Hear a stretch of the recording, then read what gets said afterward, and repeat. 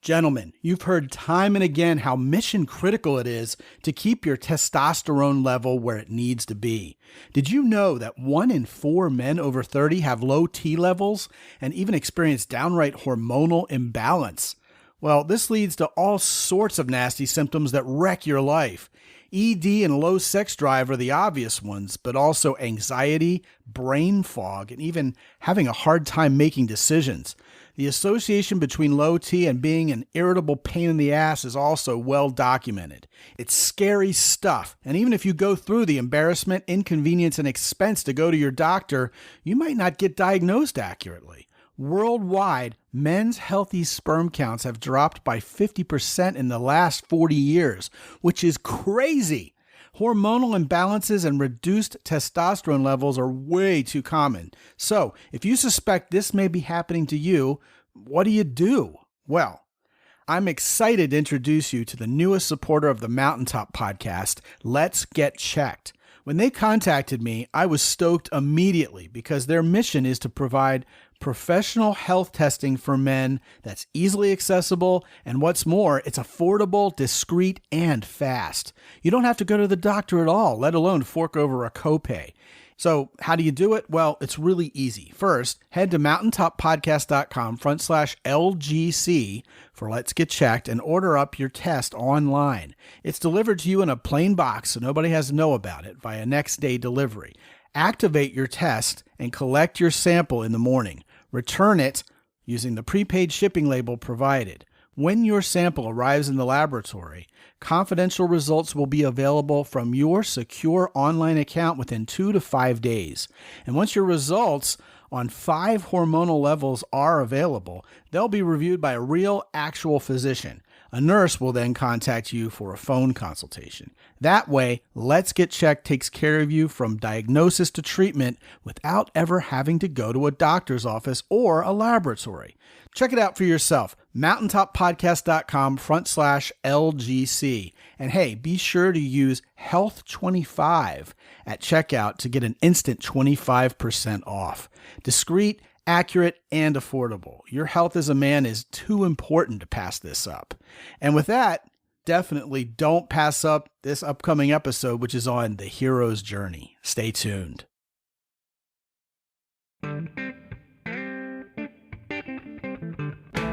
Live from the mist-enshrouded mountaintop fortress that is X and Y Communications headquarters, you're listening to the world-famous Mountaintop Podcast. And now, here's your host, Scott McKay. How's it going, gentlemen? This is Scott McKay from X and Y Communications, at Scott McKay on Twitter, Real Scott McKay on Instagram, Scott McKay on YouTube. The web address is mountaintoppodcast.com, and I invite you to join our rugged and ready group of real men, Big Four men, at the Mountaintop Summit on Facebook. Today we're going to cover a topic in great detail that we have kind of mentioned in passing here and there on various and sundry other shows. So much so that when my guest presented himself to me as a potential guest, my first thought was, hey, we already covered that. So what I did was I went to you guys in the Facebook group and I said, hey, what do you guys think of the hero's journey? Is it talked about too much? Have we not talked about it enough around here? And overwhelmingly, you guys said, let's go for it. So I got back in touch with my guest on today's show, who happens to be J. Scott MacMillan. And as a guy whose name is J. Scott McKay, I had something in common with him already, to J. Scott Max, ready to hash this out. Good Scotsman, right? And we are indeed going to talk about the hero's journey. And the pact I've made with Scott is that we're not going to talk about the basics. We're not going to rehash what you've heard about, hey, what's the hero's journey and Joseph Campbell this and that in basic terms. We're going to dive in and talk not only about some of the really deep psychological ramifications of this, but more importantly, how it matters in your life and your development as a Big Four man, as the best man you can be. And specifically, and here's the part that I think is truly unique, we're going to talk about how it relates to your relationship with women and attracting them. So without anything further, J. Scott MacMillan, welcome, bud. Hey, thanks, Scott. Glad to be here. Glad to be here on just my favorite topic. So, Yeah, man. Now, make no mistake about it. You have built an entire practice around the hero's journey. Is that correct? that's right. I really have. I wrote my book, Be the Hero of Your Life, and it does center around the whole hero's journey. And it's really been a great style and metaphor and concept for my whole life and my whole coaching practice. And that's nothing unusual, because if you go back to Joseph Campbell, the academic and famous mythologist who's perhaps best known for his book, The Power of Myth, and subsequent television show, it was first talked about by Campbell in 1949. And indeed, George Lucas, having discovered the work of Joseph Campbell, realized that his first draft of his script for Star Wars was remarkably in line with what Campbell was talking about, and actually consulted with Campbell to make the original Star Wars, which we now know as A New Hope, or Episode 4, even more in line with the hero's journey, such that it's almost or really is, an exact representation of what Campbell was talking about. Yet even something that has been so much at the forefront of our modern zeitgeist, as the Star Wars saga is, really, I've only heard about the hero's journey in particular within the last 4 years, and I hear about it almost everywhere. So what is it about the last 4 years in history that you think in particular has contributed to the hero's journey being given so much attention nowadays? Yeah, I think it's probably the fact that Hollywood really found out about it. You know, they have been skirting around the issue a lot, but it's clear that if you use the hero's journey as your structure for your movie, you're going to have a successful movie. And I mean, I think that's one aspect of it. The other aspect of it is the general idea about finding yourself, if you will. It is a fairly popular notion now in self-help. You know, so that's popular. But I think that the other part of it is that you can stream now all the different movies and all the different documentaries about Joseph Campbell. And so you can, you know, stream that whole Bill Moyer's The Power of Myth and really watch what Campbell does and really get it from his mouth. Instead of having to read the book, which is very thick and very boring, really, you can now watch this. So I think that those contribute to it. And indeed, just about every movie with a male lead character, or every story being told by Hollywood with a male lead character nowadays, has some element to it of the hero's journey. You think of not only Star Wars, but certainly Rocky Balboa, Raiders of the Lost Ark, Breaking Bad even. You know, Walter White goes through the hero's journey almost stereotypically, even though he's seen as kind of an anti-hero, as many characters are nowadays. And yet, this whole idea of the hero's journey didn't originate with Campbell. It's a Jungian idea based on his idea of archetypes, which, of course, refers to certain patterns that are ingrained within our culture. We don't really know where they came from. And other scholars kind of led up to Campbell as well. So this is something that goes back, good grief, to Beowulf and to Moses even. It goes so far back in our human nature to talk about this, right? Yeah, and I think the interesting thing about it is the power of myth. And of course, you know, Campbell was really the great mythologist and studied all the stories, of course. And we know that that's how he came up with this primary concept of the hero's journey. But myth in itself is this beautiful way that can explain how we are to be humans in our life. And it's gone back through the time of telling stories. And so stories and myths and religions, which Campbell clearly identifies as myths, are the way that man learns about the world. And so we've always been able to identify that. So clearly movies now that almost could be considered to some degree our current myths, they relate to us so well. And so if you follow the hero's journey story, you're going to have a good movie because it relates to the human condition. Yeah, most certainly, because everybody resonates with it, not only relating to it, but we just love it. We love these stories, and they follow absolutely a predictable pattern, yet we're still in for it every time. We're all about it. And here's something that I would love to pick your brain about. I'm curious to find out what you think of what I'm going to say, because it's going to come off as somewhat controversial to a lot of my listeners, for sure. If you know anything about Joseph Campbell, he has become a bit of a champion to the atheists out there because he says, hey, look, everything you believe and you call faith, you're really kidding yourself. You're allowing yourself to believe something is true when really it's a myth like everything else out there.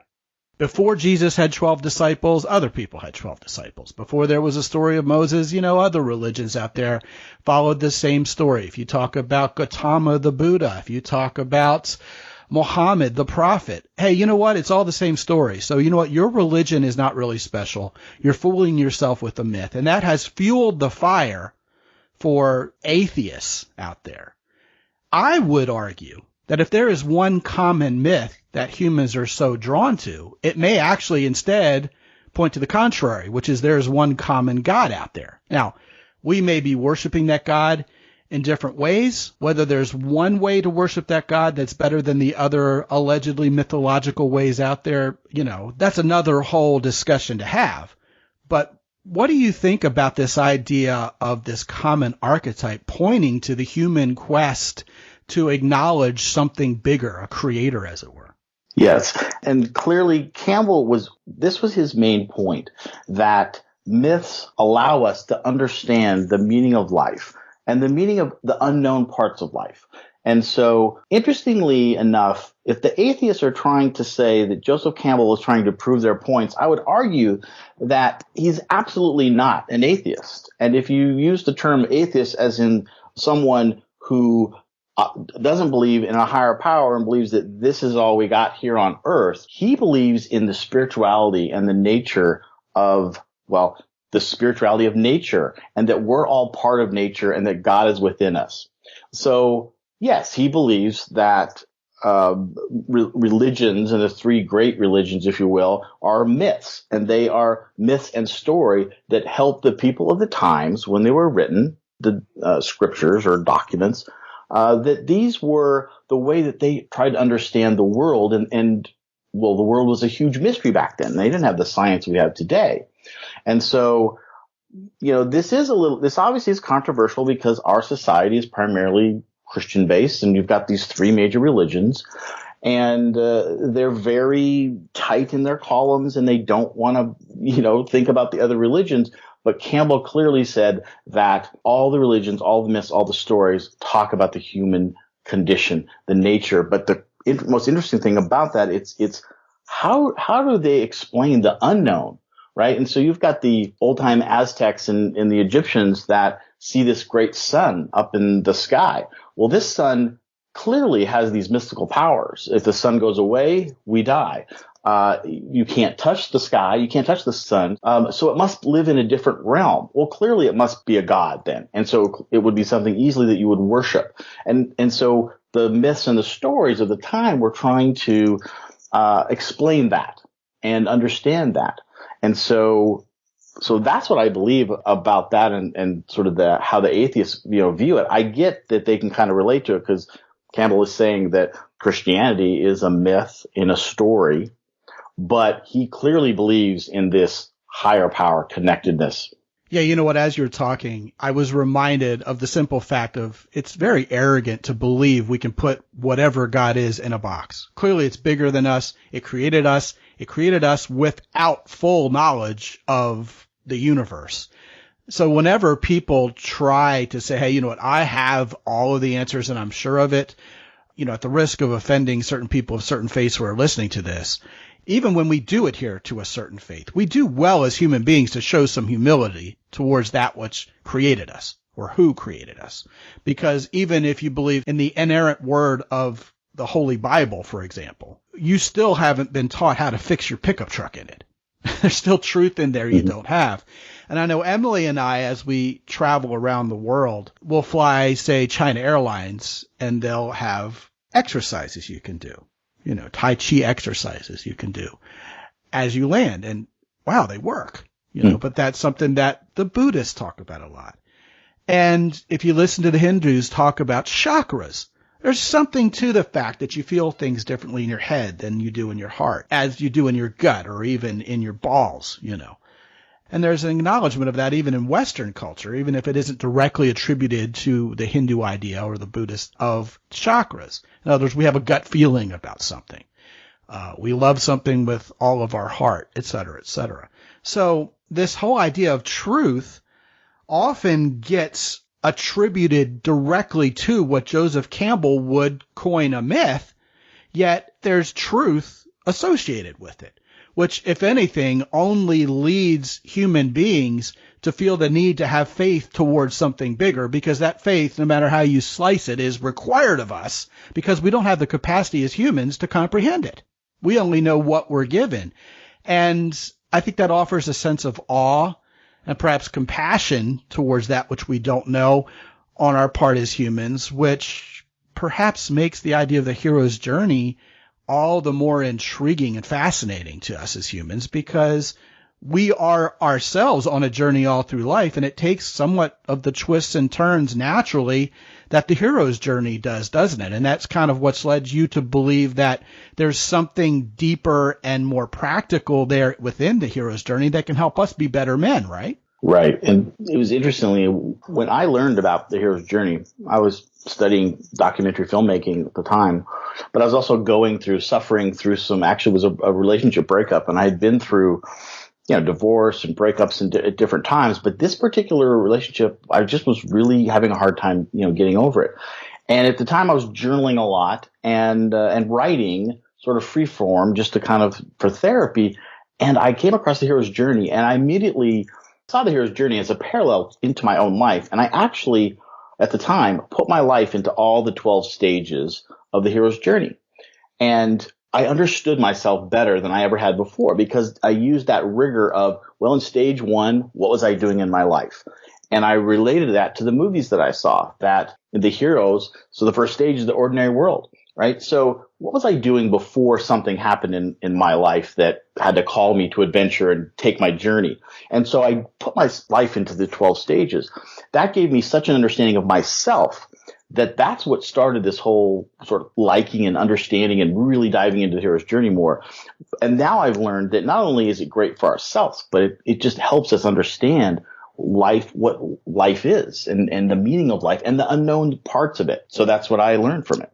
For the guys who may actually somehow be hearing about the hero's journey for the very first time within this show, give us the brief overview of how this archetypal story looks, how it flows. Okay.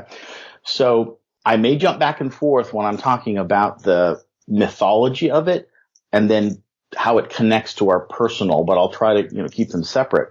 But of course, Joseph Campbell studied all the myths, and he realized there was one basic story theme that covers all great stories. And it uses that archetype of the hero.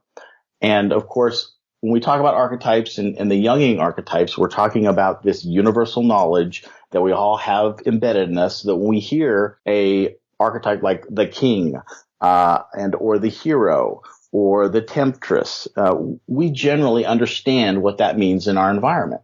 So the hero's journey follows this hero through the story of their journey. And typically what we're starting off is there's an ordinary world, which is the very beginning. This is where the hero doesn't know they're a hero yet. They're just living in their ordinary world. Life is going down. They don't think that there's anything other than what they're doing right then. And then something calls them to adventure. Something happens in their life that pushes them out into this unknown world. And now they got to deal with their shit. They got to figure stuff out, but they don't know how, and they're afraid to, right? So they refuse the call because we're all afraid. We don't want to go out there and deal with the unknown. And eventually, after you've had the call to adventure, if you don't answer it, it's going to continue to come back at you harder and harder. And I always say the universe is going to knock you on your ass if you don't listen, answer the call, and then take that journey. And you cross the threshold, and now you've got to figure it out on your own, if you will. And this is what all the great movies do, is that something happens, takes them out. Like Star Wars is a great example. So Luke is on the planet Tatooine. He's being a moisture farmer. He wants to do something. He's having this calling, and then boom, his aunt and uncle get killed by the Empire. He's got Obi-Wan Kenobi as his mentor, which is very important. You need a mentor to help guide you through. And now he's forced to go on the journey. He didn't want to leave at first, but he's got nothing to do. He has to go and take his journey. And at that point, he's now going to learn to be a Jedi Knight, right? And he's got to learn the trials and tribulations. So from the mythical standpoint, Taking the journey is about slaying the dragons, the ogres in the movies. But in our personal life, we have our own personal dragons, right? So we have issues that are in our life, that are in our way, that are holding us back. We're fearful. But the key to the hero's journey is to face your fears. The only way you're going to get to the other side is to go through your fears, right? So that's the crux of the hero's journey, is moving through your fears and learning the skills and the tools and finding the mentors and the allies that you're going to have on your journey.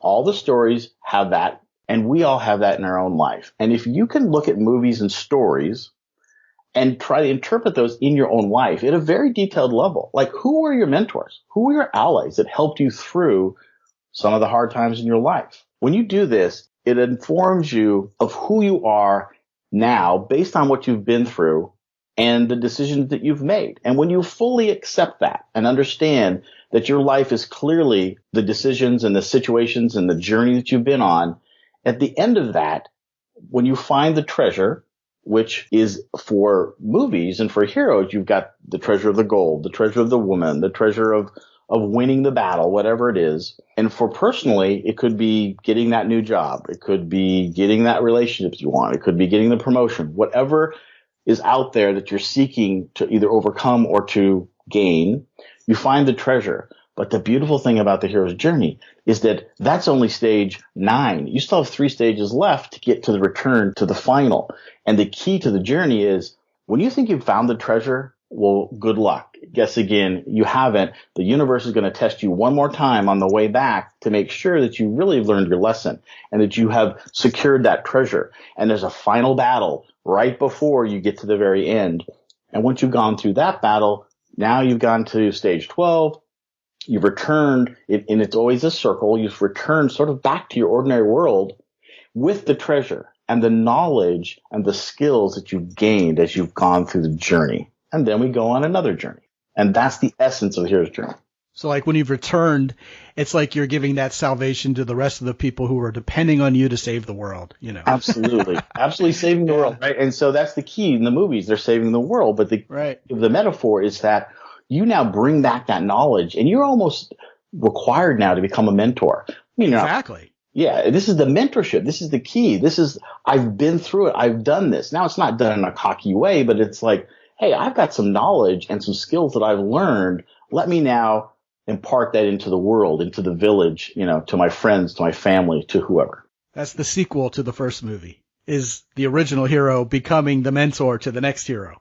Absolutely. That's so true. I mean, it goes so far back, even to the Bible, right? Mm-hmm. The story of Luke Skywalker is the story of Moses in many, many ways. Now, as you were talking about the flow of the hero's journey, one of the things that came to mind is how Joseph Campbell also talks about the belly of the whale, which of course is a biblical reference to Jonah, right?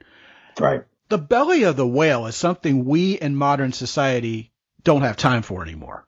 It's all immediate gratification. Yet, the archetypal vision for how this story unfolds isn't you go out there, you slay your dragon, come home, oh cool, this all happened 10 minutes later.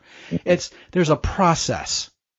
There are things that need to be learned, that need to be perfected, that need to be put into practice. You got to learn, you've got to go to Yoda and learn how to become a Jedi before you're going to be able to succeed as a Jedi, let alone save the world and then, mentor everybody in the movies made in the 2010s, right? So there's that process, and that process of changing the habits, building the skills, changing your mindsets is something we've got to be patient through. And that's the part that I think people really lack nowadays because of our immediate gratification society. The other thing you mentioned is how the hero starts at his or her home base and then dives out into the theater of the unknown, completes this entire full circle journey, and then comes back home. That's an important part of it.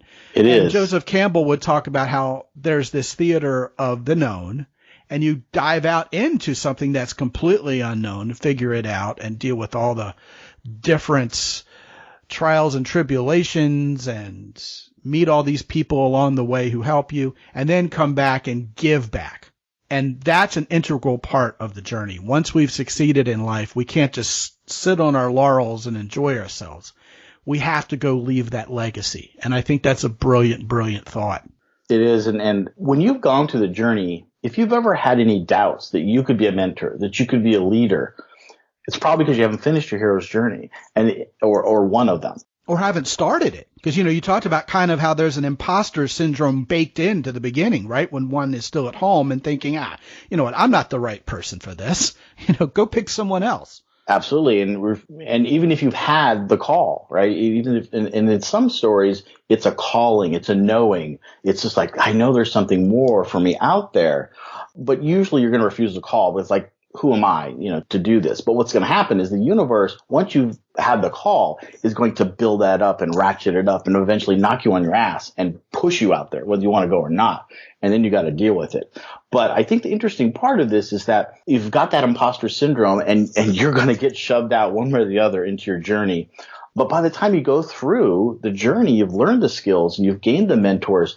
At that point, you can fully accept being the mentor and the imposter syndrome goes away. It's a very natural process. I think once you go through that, the confidence just there. Yes, the confidence of having been through the battle and now realizing, hey, since I lived through this, I want to go back to all the other youngins out there, all the greenhorns who may be feeling they're not worthy, and say to them, and this is such an archetypal way of phrasing it in and of itself, basically, is if I can do it, you can do it. I don't know how many guys I've told that, and I mean it when I say it, And that's the thing, that when you've gone through the journey, you absolutely mean it when you say it, because, and you don't say it in a cocky way, in an arrogant way, because you're saying, look, not that, hey, I've done this, lad, you ought to just listen to me. It's really like, let me show you, I can show you these things. I can talk to you in terms that you'll understand now. Now, the interesting part about coining this as the hero's journey is that in every one of these stories, invariably, whoever is cast as the hero comes off heroic in some way. In other words, they're fighting for something bigger than their own self-preservation or having more money or something selfish. Yet, there are twists and turns nowadays where Hollywood in particular has fun with creating anti-heroes. They're bad guys, but we end up rooting for them because I guess our minds and our emotions are somehow tricked into seeing this hero's journey unfolding that we're so familiar with and attached to after having seen it dozens and dozens of times in our lives that we can't help but root for these guys. I mean, Quentin Tarantino is a master of making us root for really, really bad people, in his movies. And of course, Vince Gilligan and Peter Gould, the showrunners behind Breaking Bad and Better Call Saul, are also masters at making you root for bad guys. I mean, everybody in a Quentin Tarantino movie, it seems like at some level is a bad person. And same goes true for both Breaking Bad and Better Call Saul. And we as humans kind of have fun with that because it's such a pattern interrupt. But yeah, notwithstanding that, the architecture of the hero's journey is that of a guy who's trying to do good in the world. Yet, isn't it amazing how after we go through the hero's journey in our whole life and we come back home and we want to mentor others, we're very hesitant to call ourselves heroes? Well, the word hero is a big word. And it's loaded, isn't it? Yeah, and I hear that a lot. People will say, well, what if I don't identify as a hero? What if I don't really think I'm a hero? And it goes back to what I said before. It's like, it doesn't matter. Heroes really, that doesn't have to use that connotation at first. It's great for stories. But when we adapt it to our personal selves, it's really more about you're going to go on a journey anyways, and you've got to face your fears to get through to the other side anyways. And by the time you do that, you will be the kind of person that can become a mentor, whether you want to call them a hero or not. Yeah, exactly. I've lost count, for example, of how many times I've told guys on the phone who are considering doing a coaching program with me that I believe in their success perhaps even more than they do right now. And it's not because I have some super heroic capabilities, because I've walked through that tunnel, seen the light at the end of it, and emerged. And I see where they are in their own rendition of their own hero's journey. And I know they're going to make it. I tell them I'm like a skydiving instructor. You may be thinking, man, this is my first time jumping out of a plane. Anything could happen and it might be terrible. But hey, you know what? This is like jump number 2000 for me, and I've got dinner plans. You know what I mean? Right. And I think that is the job of a mentor, is to basically be a coach to whoever's starting their hero's journey.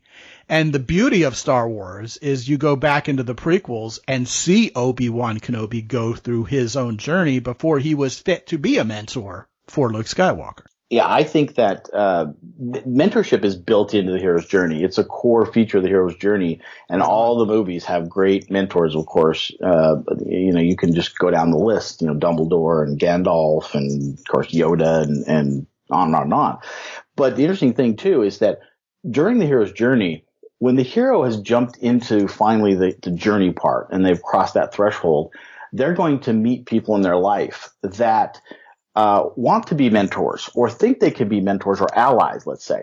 But the interesting thing is the hero that has to evaluate that, because not everybody is going to qualify for a mentor.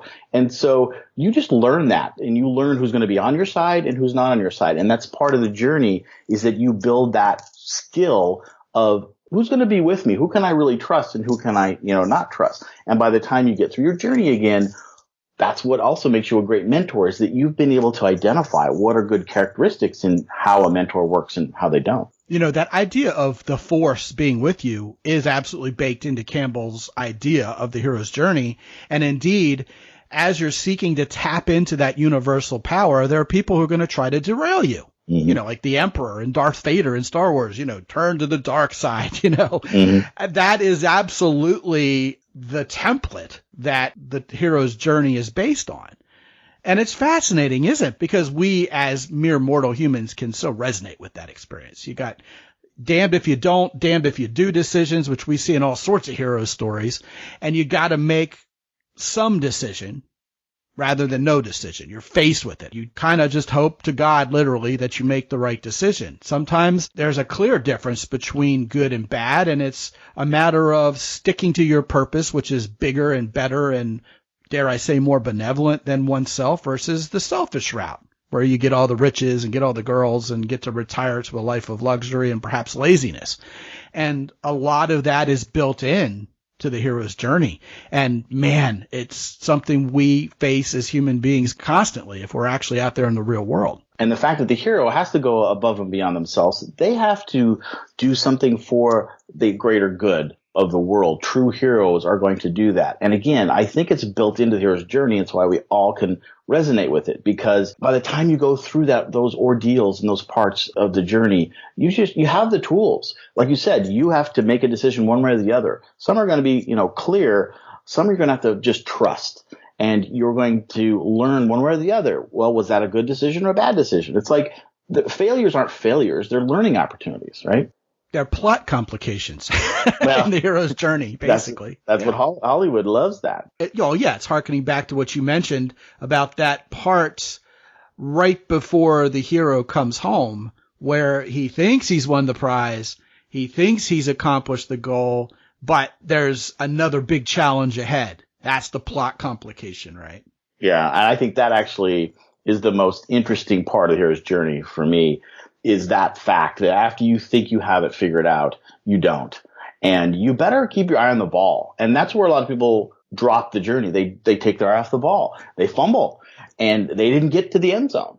And that's why the hero's journey resonates so well. It's like, remember what the goal is, to get back home.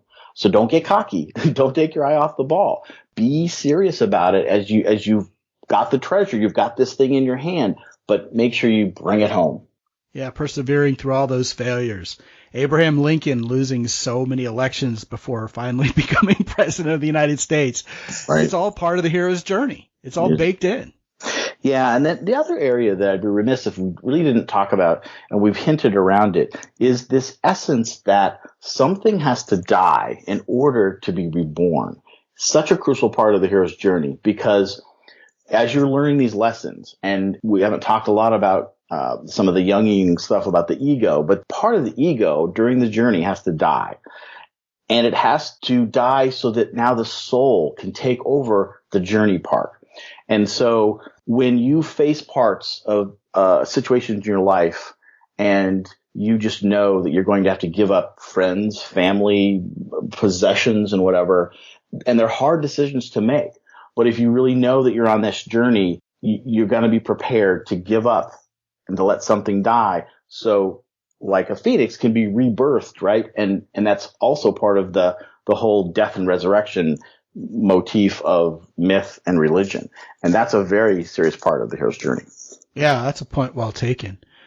Another part that I think we would be remiss if we didn't cover in some detail, Scott, is this whole idea of the goddess, which is also integral to Joseph Campbell's rendition of the hero's journey. It's actually in the script.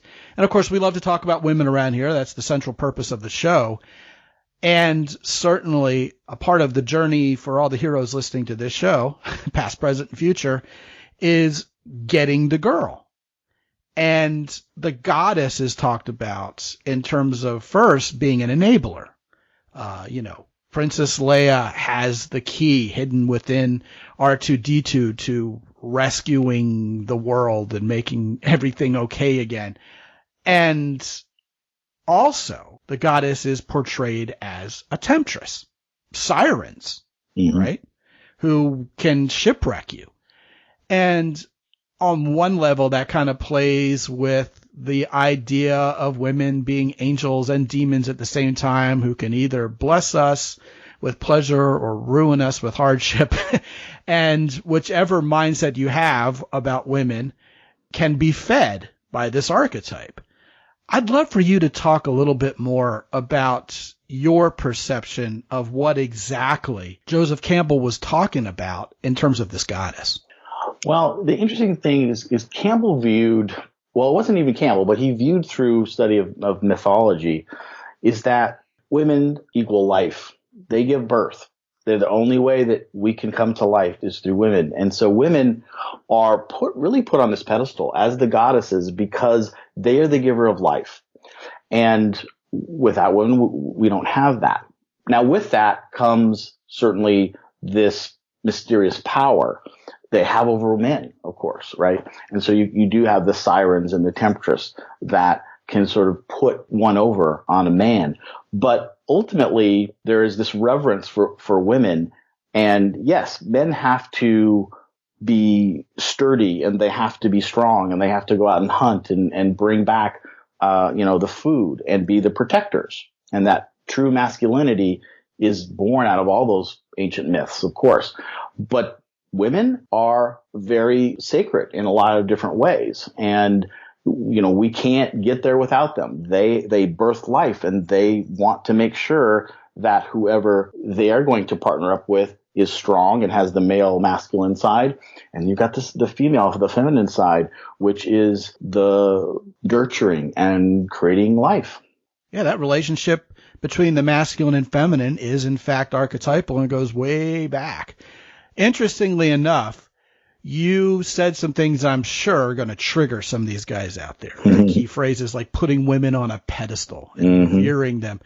And guys are thinking, I tried that. It didn't work. Women put me in the just be friend zone every time I do that. But to kind of focus this discussion on where the truth really is there, instead of getting hung up on that perception, you also talked in detail about how this archetypal sense of the hero's relationship to the goddess also points to the hero being a provider, being a protector, enabling that femininity.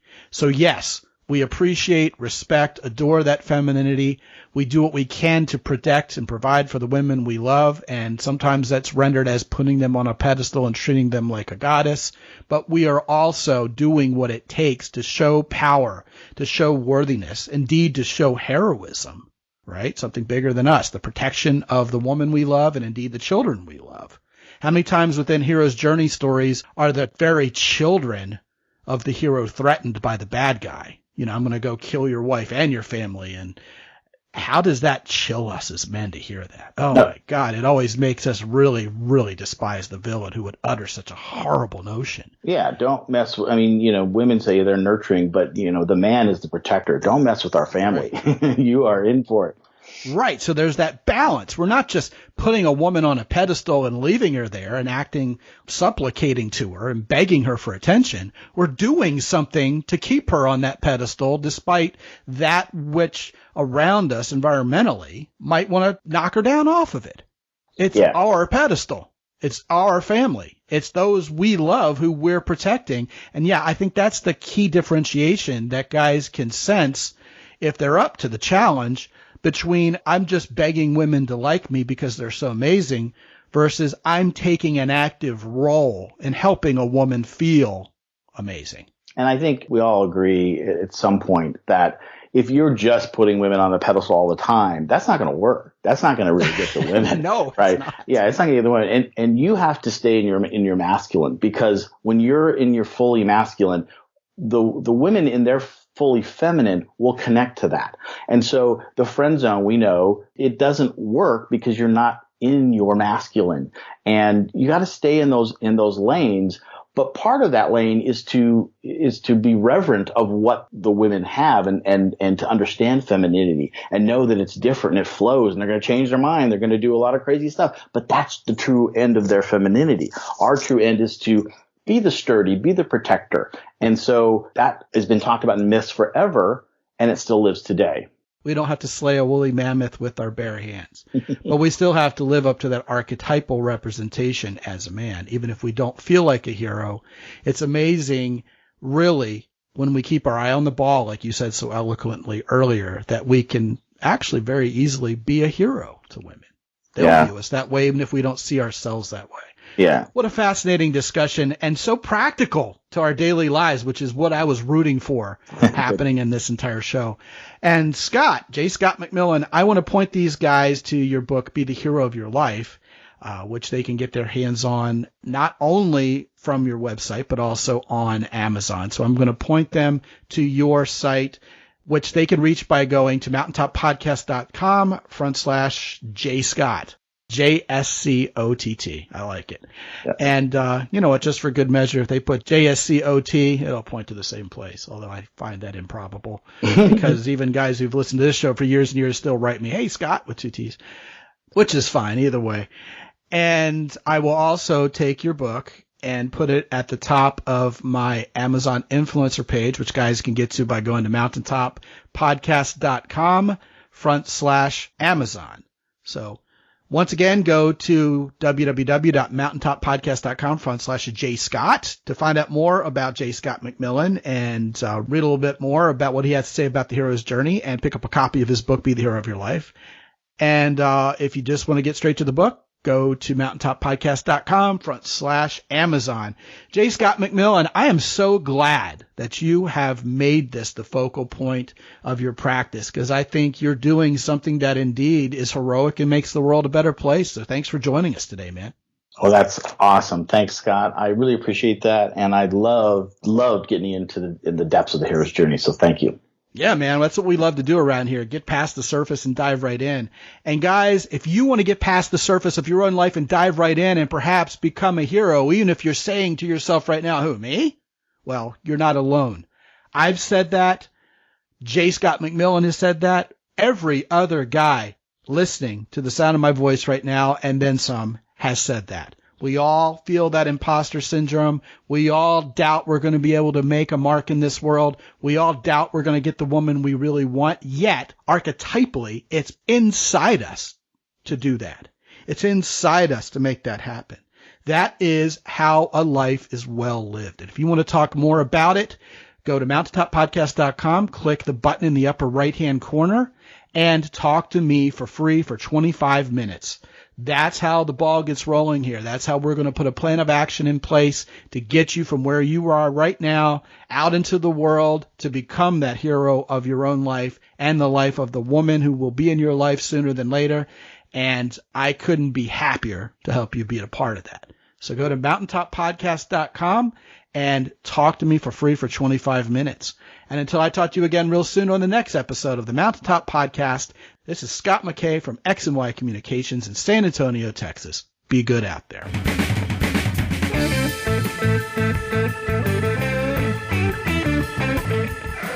The Mountaintop Podcast is produced by X&Y Communications. All rights reserved worldwide.